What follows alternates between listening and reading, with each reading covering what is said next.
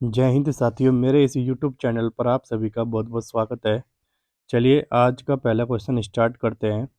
First question क्या कह रहा है आपसे? कह रहा है 4 अंकों की सबसे बड़ी संख्या जो 77 से पूरी तरीके से विभाज्य है, तो वो संख्या कौन सी होगी? तो भाई देखिए, आप इस प्रकार के क्वेश्चन ऑप्शन से भी कर सकते हैं।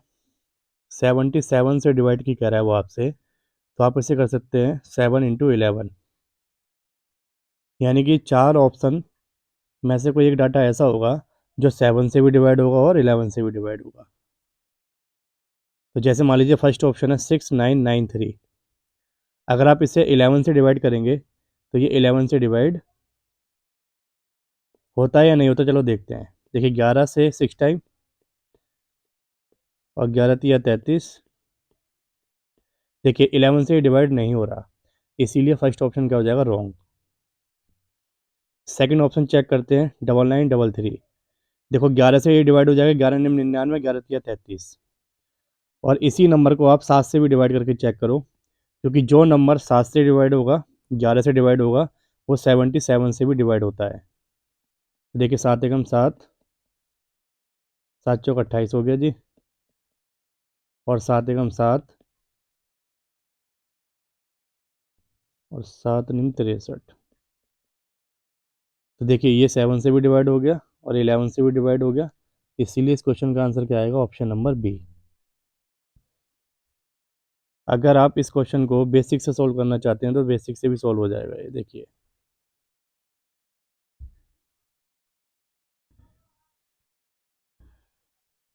देखिए कह रहा है 4 अंकों की बड़ी से बड़ी संख्या। तो आप मान लीजिए 4 अंकों की बड़ी से बड़ी संख्या,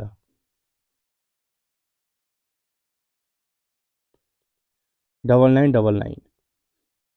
अब इसको आप डिवाइड कीजिए 77 से, तो 77 से 1 टाइम जाएगा, 9 में से 7 गया 2, 9 में से 7 गया 2, ऊपर से कॉपी करेंगे 9। फिर आप चला सकते हैं 2 टाइम, यह आ जाएगा 154। 9 में से 4 गया 5, 12 में से 5 गया 7, ऊपर से कॉपी करेंगे 9। फिर आप चलाएंगे 9 टाइम, 693 आएगा। और भाई अगर आप माइनस करेंगे तो क्या आएगा? 66।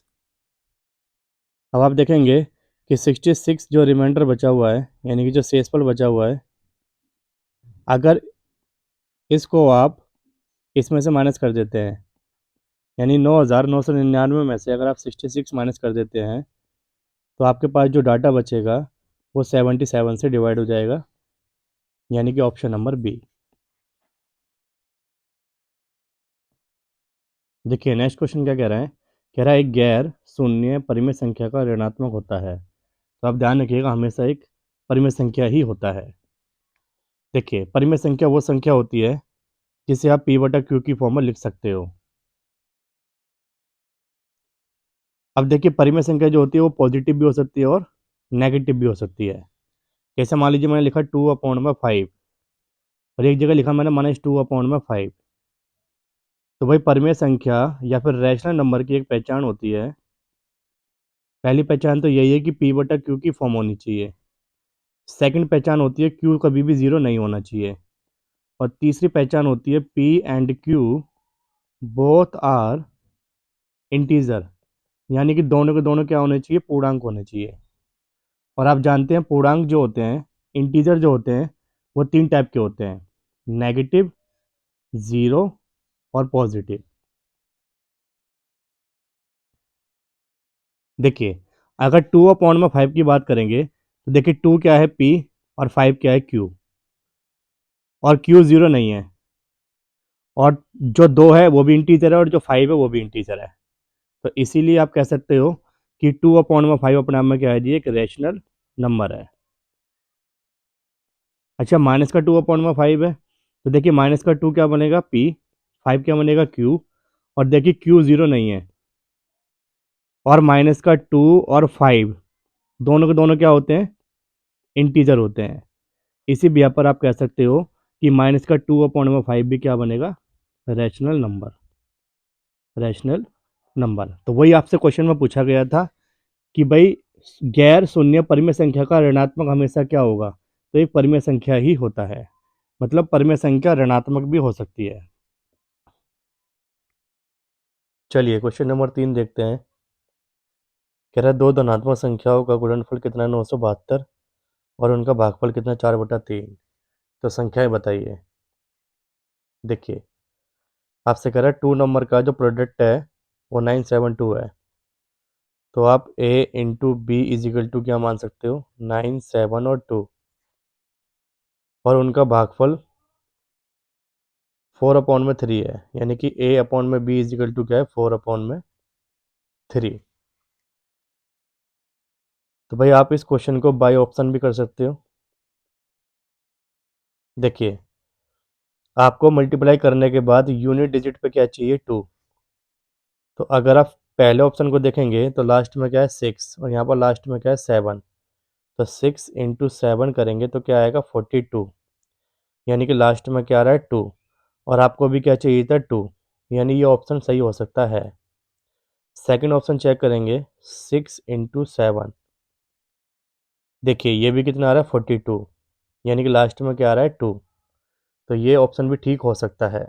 नेक्स्ट 6 इंटू 6, तो ये होता है 36, लास्ट में क्या आ गया 6, तो ये ऑप्शन क्या हो गया रॉन्ग। ये भी 6 इंटू 6 कितना हो जाएगा 36, और लास्ट में क्या आ गया 6, तो ये ऑप्शन भी क्या हो गया रॉन्ग। तो भाई इन दोनों ऑप्शन में से कोई एक आंसर होगा, या तो ऑप्शन नंबर ए होगा या फिर ऑप्शन नंबर बी होगा। तो चलिए इसको आगे चेक करते हैं। देखिए अगर आप ए की वैल्यू 26 मान लेते हैं और बी की वैल्यू क्या मान लेते हैं 27 मान लेते हैं, तो आपसे क्या कह रहा है सेकंड कंडीशन में कि ए अपॉन में बी किसके बराबर आना चाहिए 4/3 के बराबर। तो देखिए अगर ए की वैल्यू 26 पुट करते हैं आप और बी की 27 पुट करते हैं तो 4/3 आएगा क्या। तो भाई 26 और 27 किसी भी एक नंबर से डिवाइड नहीं होते हैं, इसीलिए फर्स्ट ऑप्शन हो जाएगा आपका रॉन्ग। सेकंड ऑप्शन क्या कह रहा है 36 और 27। देखिए अगर आप इसको डिवाइड करते हैं तो 9 से कट जाएगा, 9 चौक 36 और 9 तिया 27। देखिए 4/3 आ गया, तो इसीलिए इस क्वेश्चन का करेक्ट आंसर होगा ऑप्शन नंबर बी। भाई अगर आप 36 और 27 की मल्टीप्लाई करते हैं तो 972 ही आएगा, और इनका रेशियो चेक करते हैं आप तो 4/3 ही आएगा। इसीलिए इस क्वेश्चन का आंसर करेक्ट क्या होगा बी। देखिए अगर आपको इस क्वेश्चन की लैंग्वेज समझ नहीं आ रही तो भाई एक काम करते हैं, फिर एक छोटा सा एक एग्जांपल लेते हैं और एग्जांपल के थ्रू समझाता हूँ मैं कि एक्चुअल में क्वेश्चन में क्या कहना चाह रहा है। देखिए आपको शायद ये लैंग्वेज समझ नहीं आ रही होगी कि उनका भागफल 4/3 है। तो इसके लिए एक एग्जांपल देखते हैं। जैसे मान लीजिए आपके पास एक संख्या है 54 और एक संख्या आपके पास 81 है। अब भाई इसको भी 9 से डिवाइड किया जाता है और इसको भी किससे डिवाइड किया जाता है 9 से डिवाइड किया जाता है। तो जब 9 से डिवाइड करोगे तो 9 6 कितना होता है 54 होता है। तो 6 टाइम चला गया पूरा पूरा, और ये 9 से 9 टाइम जाएगा, तो 81, यानी कि पूरा पूरा कट गया। अब अगर आप यहाँ देखेंगे तो इससे क्या पढ़ते हो आप, ये होता है भाजक, ये होता है बीच वाला भाज्य, और ये क्या होता है आपका भागफल, और नीचे वाला क्या होता है शेषफल। भाई यानी कि बीच वाले को आप बोलते हो डिविडेंड, ये डिवाइज़र, और ये वाला कोशेंट। तो देखिए अगर आपसे क्वेश्चन में कहा जाए कि भाई 54 और 81, आपके पास दो नंबर थे 54 और 81, अगर आप इन दोनों का रेशियो निकालोगे 54 और 81 का, तो देखिए 6 से कट जाएगा ये, या 9 से काट लीजिए, 9 से 9 6 54 और 9 ने 81। तो बताओ 6 में क्या आया 9 आया। भाई देखिए अंदर जो संख्या लिखी हुई थी 54 और 81, इसी को मैंने रेशियो में लिखा, तो बताइए डिवाइड करके क्या आया 6 और क्या आया 9 आया। तो देखिए 6 और 9 जो आया, ये देखिए क्वोशिएंट ही वापस आ गया। क्वोशिएंट माने क्या होता है भागफल। तो भाई भागफल क्या है आपके पास 6/9 आया, और अगर आप यहाँ पर चेक करोगे तो भागफल देखो यहाँ पर 6 है, यहाँ पर कितना है 9 है। तो इसीलिए इस क्वेश्चन में मैंने क्या करा कि भाई ए अपॉन में बी बराबर क्या ले लिया, 4/3 ले लिया। क्योंकि भाई जो भी नंबर रहा होगा उसको अगर डिवाइड करते हैं तो आपके पास वापस यही रेशियो आ जाएगा 4/3 का।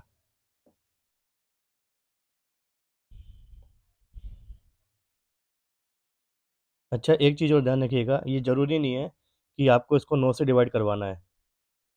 कहने का मतलब ये है कि आप यहाँ पर कोई और एग्जाम्पल भी लेंगे तब भी देखिए सेम डाटा रिपीट होगा आपका ये। देखिए जैसे मान लीजिए मैं आपसे कहूँ कि 56 है अंदर एक संख्या, और एक संख्या है आपके पास 63। अब किसी भी एक नंबर से आप इसे डिवाइड कीजिए, बट सेम नंबर से डिवाइड करना है आपको। तो मैं मान लेता हूँ 7 से इसको और 7 से इसको। तो देखो 7 से कितने टाइम जाएगा, 8 टाइम, और ये 7 से कितने टाइम जाएगा, 9 टाइम। अब बताइए यहाँ पर क्वेश्चन क्या आ रहा है आपके पास। देखो एक तो 8 आ रहा है और एक क्या आ रहा है, 9 आ रहा है। भाई क्वेश्चन का जो रेशियो आ रहा है वो 8/, में क्या आ रहा है, 9। इसका मतलब मैं कह सकता हूँ इसको ये भागफल है। तो भागफल 8/9 आ गया। अब आप संख्या चेक करो, संख्या क्या आपके सामने, 56 और 63। भाई पहली संख्या 56, दूसरी 63। आप इसको डिवाइड करो 7 से, 7 × 8 = 56 और 7 × 3 = 63। देखिए वापस वही आ गया, 8/9। तो इसका मतलब यही है कि अगर आप यहाँ पर A/B का रेशियो मान रहे हो तो इसका मतलब ये दो संख्याएं हैं। और अगर ये दो संख्याएं हैं तो भाई अब इस क्वेश्चन को आप इस तरीके से भी सोल्व कर सकते हो। अब मैं आपको इसे बिना ऑप्शन से सोल्व करना सिखाता हूँ, बिना ऑप्शन के। देखिए भाई मान लीजिए A × B एक नंबर है, सॉरी दो नंबर है जिनके मल्टीप्लाई करके क्या आ रहा है, 972। और भाई इसी नंबर को डिवाइड करने पे क्या आ रहा है, 4/3। तो भाई आप इसको क्या मान सकते हो, A/B मान सकते हो, यानी कि 4/3। अब भाई पहले नंबर को मान लो आप 4x और दूसरे नंबर को मान लो 3x। अब देखिए A की वैल्यू 4x आ गई और B की वैल्यू 3x आ गई। अगर आप इन दोनों की मल्टीप्लाई करेंगे तो क्या बनेगा, 4x × 3x = 972। क्योंकि दोनों की मल्टीप्लाई करके क्या दे रखा है, 972। तो अब आप इन दोनों की मल्टीप्लाई करेंगे तो 4×3 = 12, और x की मल्टीप्लाई x से करेंगे तो x² हो जाएगा, = 972। 12 से काटेंगे, 12×8 = 96 और 12×1 = 12। तो भाई x = √81 आ जाएगा, इट मीन्स 9। तो भाई x की वैल्यू अगर 9 आ गई तो पहली वैल्यू आपने क्या मानी थी, 4x, दूसरी क्या मानी थी, 3x। अगर 9 से यहाँ मल्टीप्लाई कर दोगे और यहाँ पर भी 9 से मल्टीप्लाई कर दोगे तो फर्स्ट नंबर 36 आ जाएगा, दूसरा नंबर 27 आ जाएगा। तो भाई अगर आप इस क्वेश्चन को बेसिक से करना चाहते हो, बेसिक से, तो भाई बेसिक का ये तरीका है। इससे भी आंसर क्या आएगा, ऑप्शन नंबर बी। चलिए क्वेश्चन नंबर 4 देखते हैं अब। कह रहा है यदि n एक नेचुरल नंबर है तो n का क्यूब माइनस n हमेशा किससे डिवाइड होगा।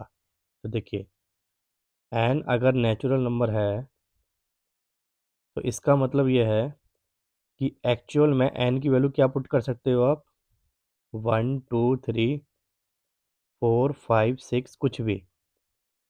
क्योंकि नेचुरल नंबर की स्टार्टिंग कहाँ से होती है, 1 से। तो अगर आप n की क्यूब माइनस n में सबसे पहले n की वैल्यू 1 पुट कीजिए, तो भाई n की क्यूब माइनस n में अगर n की वैल्यू 1 पुट करते हैं तो 1 का क्यूब माइनस 1 हो जाएगा। तो 1 का क्यूब 1 होता है, -1 = क्या आ गया, 0। अगर आप n की वैल्यू 2 पुट करते हैं, भाई अगर n की जगह क्या पुट करते हैं आप, 2, तो भाई ये हो जाएगा 2 का क्यूब माइनस का 2, 2 दूनी 4 दूनी 8 माइनस का 2, यानी क्या आ गया, 6। अगर n की वैल्यू आप क्या पुट करते हो, 3, तो ये 3 का क्यूब -3 हो जाएगा। तो 27 -3 करेंगे तो 24 आएगा। अगर आप n की वैल्यू 4 पुट करते हैं तो 4 का क्यूब -4 हो जाएगा, 64 -4 हो जाएगा, ये तो कितना आ गया, 60। देखिए ये सभी नंबर किससे डिवाइड हो रहे हैं बताइए, ऑप्शन में देख के बताइए कि 0 6 24 60 किस नंबर से डिवाइड हो रहा है। तो ये हमेशा 6 से डिवाइड होता है। तो भाई कोई भी नेचुरल नंबर आप लीजिए, उसमें n का क्यूब और माइनस n करके देख लीजिए, तो ऐसा नंबर हमेशा 6 से डिवाइड होता है। देखिए क्वेश्चन नंबर 5 कह रहा है प्रथम 10 प्राकृत संख्याओं के वर्गों का योग बताइए। देखिए इसका एक फॉर्मूला होता है n+1 2n+1/6। तो भाई एन का मतलब क्या हो गया 10, क्योंकि प्रथम 10 कह रहा है वो, तो एन की वैल्यू क्या पुट करेंगे आप 10। तो जब एन की वैल्यू 10 पुट करेंगे तो 10 हो जाएगा, और यहाँ 10 और 1 11 हो जाएगा। यहाँ 10 पुट करेंगे आप तो 10 दूनी 20 और 1 21 हो जाएगा। किससे डिवाइड करेंगे 6 से। 3 दूनी 6 और 3 सत्ते 21, 2 पंजे 10, तो 7 पंजे 35 की मल्टीप्लाई 11 से कर दीजिए। तो 35 की मल्टीप्लाई जैसे ही आप 11 से करेंगे तो 35 और 35 583, तो आंसर क्या आ जाएगा 385, ऑप्शन नंबर सी। चलिए नेक्स्ट क्वेश्चन देखते हैं। कह रहा है एक अंक वाली अभाज्य संख्याओं की संख्या कितनी होती है। देखिए एक डिजिट का मतलब हो गया, वन डिजिट का मतलब हो गया, जैसे मान लीजिए प्राइम नंबर 2 से स्टार्ट होते हैं, 2 3 5 7 11 13, ऐसे चलते रहते हैं प्राइम नंबर। तो आपसे उसने पूछा कि ओनली वन डिजिट का बताइए, ओनली वन डिजिट का। तो देखिए वन डिजिट का 2 होगा, 3 होगा, 5 होगा, 7 होगा, यहाँ से 2 डिजिट स्टार्ट हो गई, इसीलिए एक अंक वाली अभाज्य संख्याओं की संख्या कितनी होगी 4, यानी ऑप्शन नंबर ए।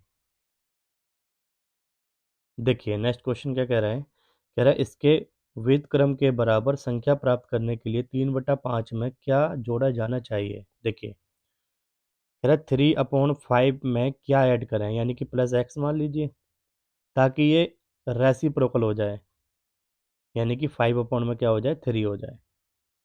अब भाई x बराबर 5/3, ये प्लस में है, प्लस में इधर जाके क्या हो जाएगा ये माइनस। तो आप क्या लिख सकते हैं इसको, माइनस का 3/5। अगर एलसीएम लेंगे तो 15 आ जाएगा, ये हो जाएगा 3 पंजे 15 और 25, और ये हो जाएगा 9। 25 में से 9 गया 16/15, यही आंसर है ऑप्शन नंबर सी। चलिए क्वेश्चन नंबर 8 कह रहा है 6 की पावर 7,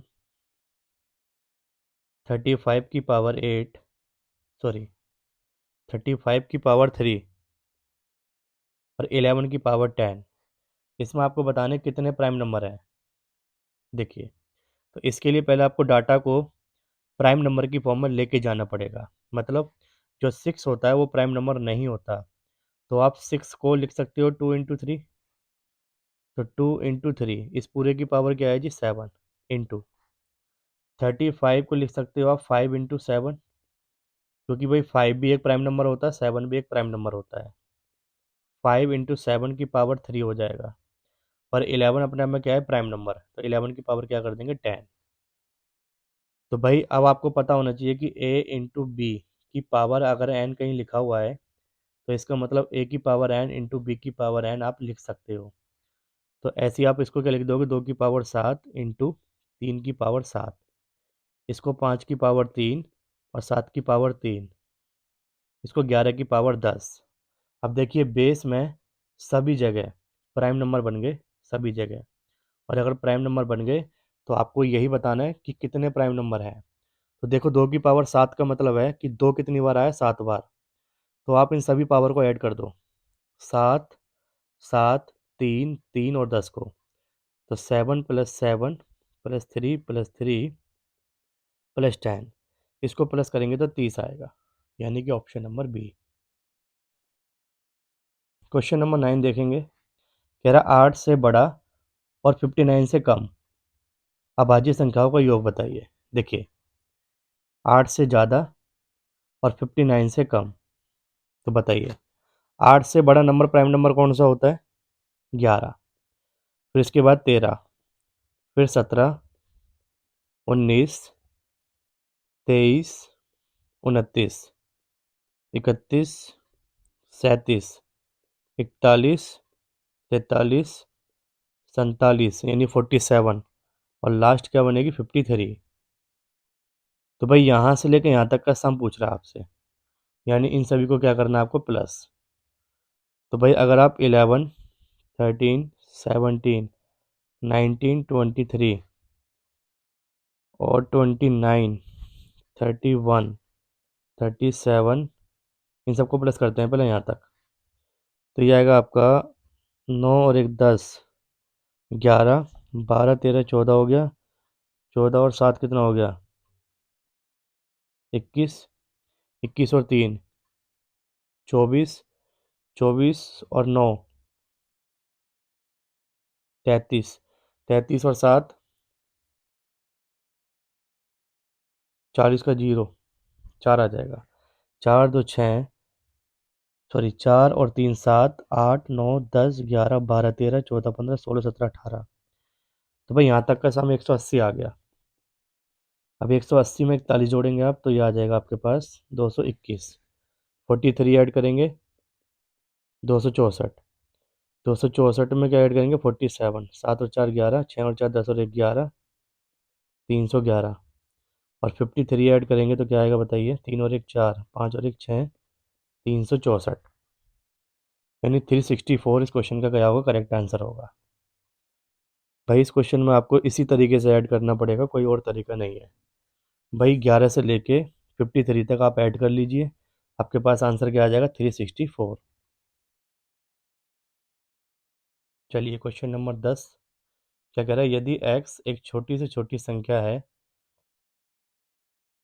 जिससे आप 588 को गुणा करते हैं ताकि गुणनफल एक पूर्ण वर्ग बन जाए। पूर्ण वर्ग का मतलब होता है परफेक्ट स्क्वायर। तो x का मान आपसे पूछा जा रहा है। देखिए इस प्रकार के क्वेश्चन करने के लिए आपको पहले लेना पड़ेगा इसके फैक्टर यानी कि एलसीएम। 2 दूनी 4 हो गया और 2 नीम 18 हो गया और 2 चौक 8 हो गया। 2 एकम 2, 2 चौक 8 और 2 सत्ते 14। 7 से काट दीजिए 21 टाइम, फिर 7 से 3 टाइम और 3 से 1 टाइम। देखिए 588 को आप क्या लिख सकते हो, 2 की पावर क्या लिख सकते हो 2, और 7 की पावर क्या लिख सकते हो आप 2। लेकिन देखो अगर 3 की पावर भी 2 होता तो ये कहीं ना कहीं परफेक्ट स्क्वायर बन जाता। भाई देखो यहाँ पर 2 की पावर 2 है, यहाँ 7 की पावर 2 है, लेकिन यहाँ पर 3 की पावर क्या बची हुई है 1। तो अगर मैं एक 3 से और मल्टीप्लाई कर दूँ, तो भाई एक 3 से और मल्टीप्लाई अगर आप कर दोगे तो ये कंप्लीट नंबर परफेक्ट स्क्वायर बन जाएगा। तो भाई इसीलिए इस क्वेश्चन का आंसर क्या आएगा, ऑप्शन नंबर डी। भाई जैसे मान लीजिए आपसे कहा जाए √16, तो भाई √16 का मतलब क्या होता है 4 × 4। तो बताइए अंदर 4 का स्क्वायर बनना है तभी तो 4 बाहर आता है। तो इसीलिए अगर पेयर बनता है ना जी, पेयर, तो समझ लो वो परफेक्ट स्क्वायर है। तो यहाँ पर तो देखो पेयर बनना है 2 का स्क्वायर 7 का स्क्वायर, लेकिन यहाँ पर सिंगल 3 था। तो अगर एक 3 से और मल्टीप्लाई कर दोगे आप तो आपके पास एक परफेक्ट स्क्वायर बन जाएगा। तो वही आपसे पूछा गया था कि किससे मल्टीप्लाई की जाए, तो भाई 3 से मल्टीप्लाई की जाए। 3 से मल्टीप्लाई करते ये क्या बन जाएगा, परफेक्ट स्क्वायर।